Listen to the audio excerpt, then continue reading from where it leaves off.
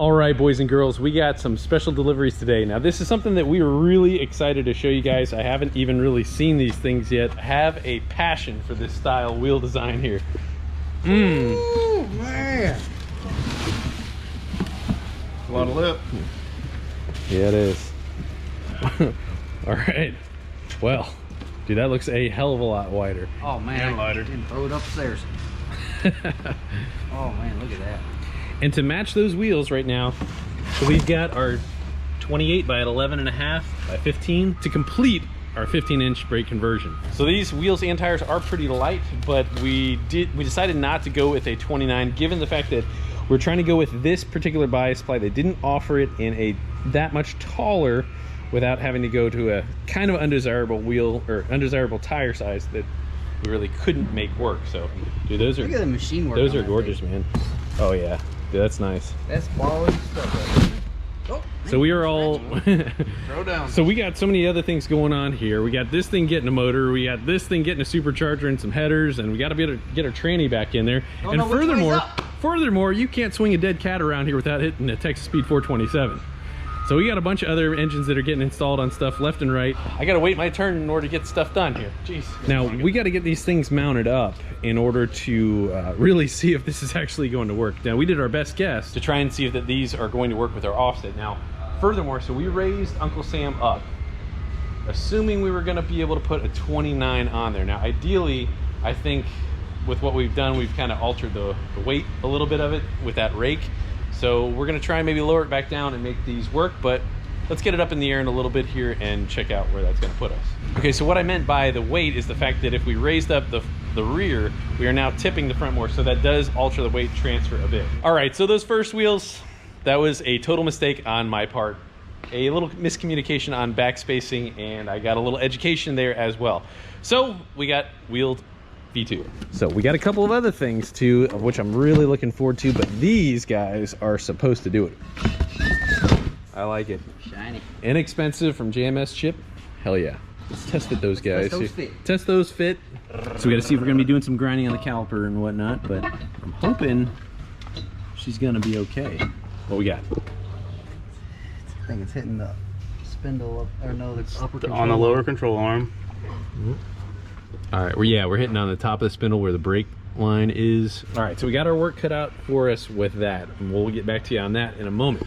So guys, a few years back on the Corvette forum, I wrote a thread called How to Prolong the Life of Your Clutch. Now, we ended up having to go through all sorts of different problems in order to be able to make our clutch on our 2007 Z06 that had 68,000 miles with a stock clutch last. We found a whole bunch of things that really did work, and we included that here in the video. You guys can come thumb through that. Check it out on the Corvette forum. So some of those points we're going to address here now. One of those is the clutch stop.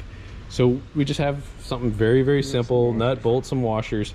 We're gonna weld that into the clutch arm in there so that we can adjust where that engagement point is. All right, so part of that is the spring. There's like a helper spring there, and really I hate the way that that thing feels because it kind of makes the clutch engagement point a little bit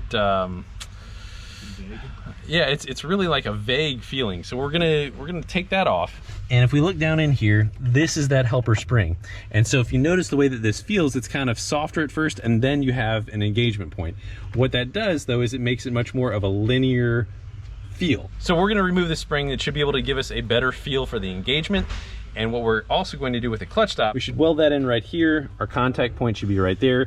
We're gonna be able to have our engagement point figured out, and we can adjust that with our clutch stop, as well as have less pedal travel, which in turn should be able to equate to a faster shift. You don't need to unnecessarily extend the slave cylinder past that point of disengagement. Yeah, and I mean, what we had talked about before is the life of a spring. The life of a spring is basically, you should be able to go to medium duty cycle for a much longer time than if you went from heavy duty cycle. It really diminishes the life of the overall of the spring. So we're talking about basically, you know, what the slave is doing as well as the clutch finger. So all right, so we're gonna take this bolt right here, weld her in right there.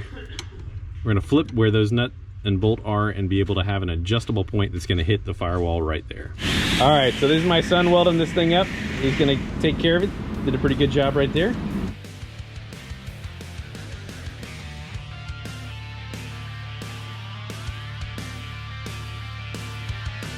All right, right, nice tack. So we're gonna go all the way around on that guy. That's gonna get welded to the pedal arm.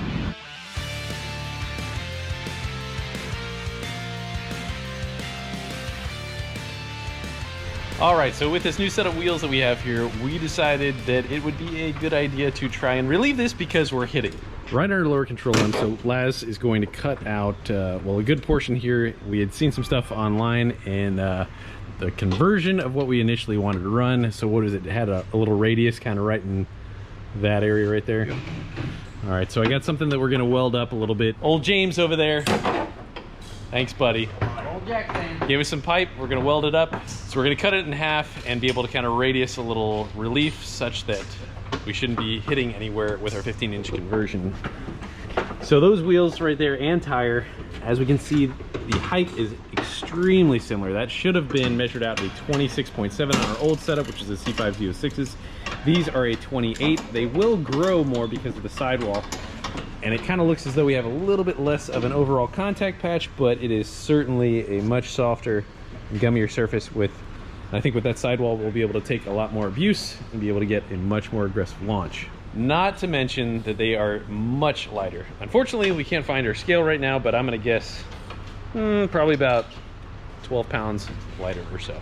So we got our pipe cut, welded, just tacked in right now, trying to get everything to fit. This seems like a little bit large, but hey, that's what we're working with, and that's exactly where we need the relief.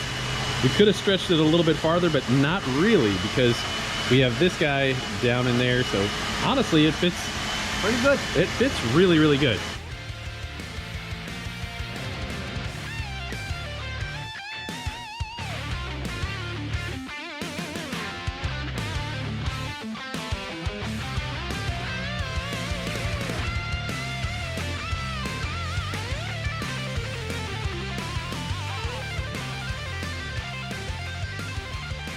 This right here looks pretty good. It has taken a lot of things clearance. Now it is a thing of beauty.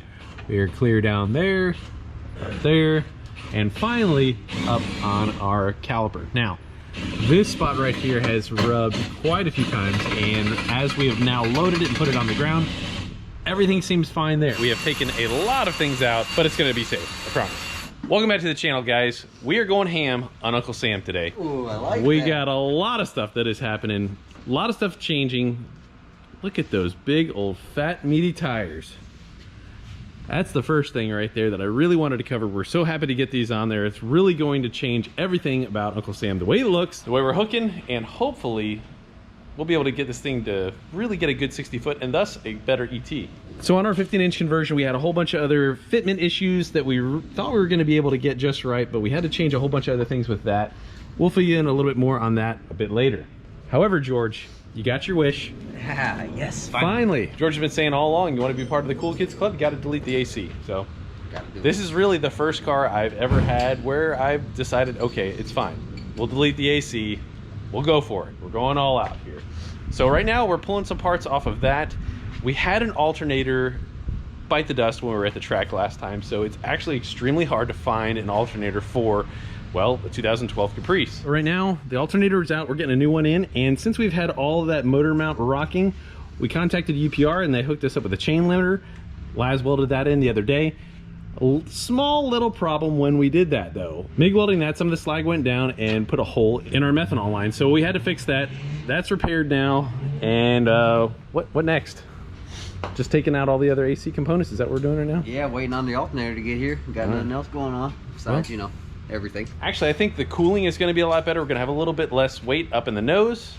I think this is going to be a lot better for Uncle Sam deleting the AC. It's not something that we're really driving every day. It's really kind of more of a, you know, it's becoming more of a fun car, so I don't think we're really ever going to have AC on it or need it again. So, all right, so we actually been waiting for the alternator for quite a while here. A couple hours, miscommunication and so on and so forth, but just got the alternator. The last one around. Yeah, the only one. Yeah, the only one around, and it is busted, unfortunately. And basically it won't even, we can't get it to spin or anything, and I don't think that we're gonna be able to use this thing. So we're gonna explore our options and see what we can do here. Dang, Uncle Sam looks freaking sick. That wheel, oh, wheel and tire, boy, that fills that out so good.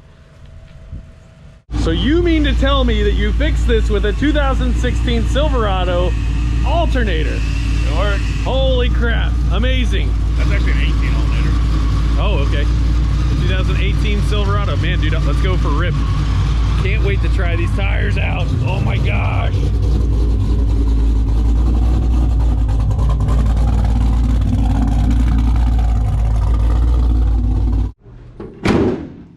All right, look at that. That is a ton better. Loads better. However, there is no latch. So I've been messing around with this latch for a little while and grinding on it and whatever, and I've come to the conclusion that I'm gonna take this old micro switch holder, I'm gonna cut that guy off right there, weld it to that right there, and I think we're gonna be able to make it work. Dumb little thing, but I can do it. I think I should be able to make it look all right. Kind of excited to try it.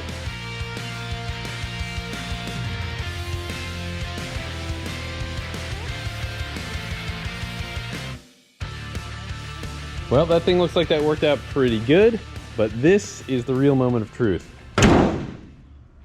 Before, it really did look like it was popped all the time. It really was kind of a little bit of an eyesore, but this is a ton better. As we were right next door at Showtime Speedway, we just wanted to get a couple test hits with the new wheel and tire combination. Getting a little antsy, are we? Oh, yeah. Yeah, man. Pretty stoked to check this thing out. Uncle Sam looks pretty thick right there, boy. All right, we're checking out doing final tire pressure checks, and we're gonna kind of start off slow a little bit. We're not gonna try and kill it first time out, but this is gonna be a lot more aggressive than the wheel and tire package that we had, so we have to launch it a lot harder. Just have to.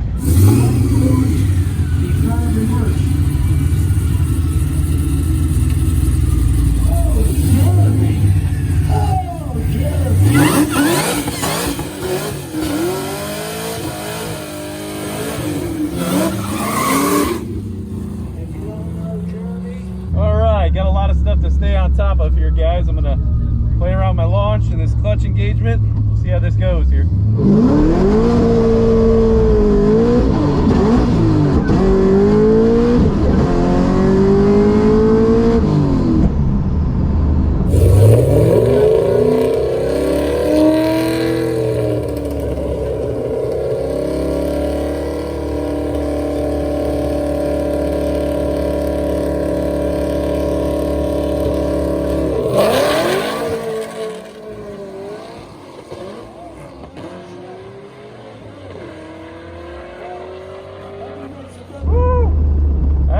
Shaky stop right there. Well, she didn't want to go into second, but definitely like a major slip there. Didn't have a wheel hop though, so that's a start. We'll try and knock down some tire pressure, see what we got here. In first gear there, like stayed at like 7,000 RPM. I tried to feather into it, but a little too much. 208.60 foot, 102 missing second gear. Boo! Guys, they got a lot of crazy stuff going on tonight. I mean, they got like, it's basically a party. They're doing drifting right there and drag racing here. Pretty cool little event. Check out Showtime Speedway.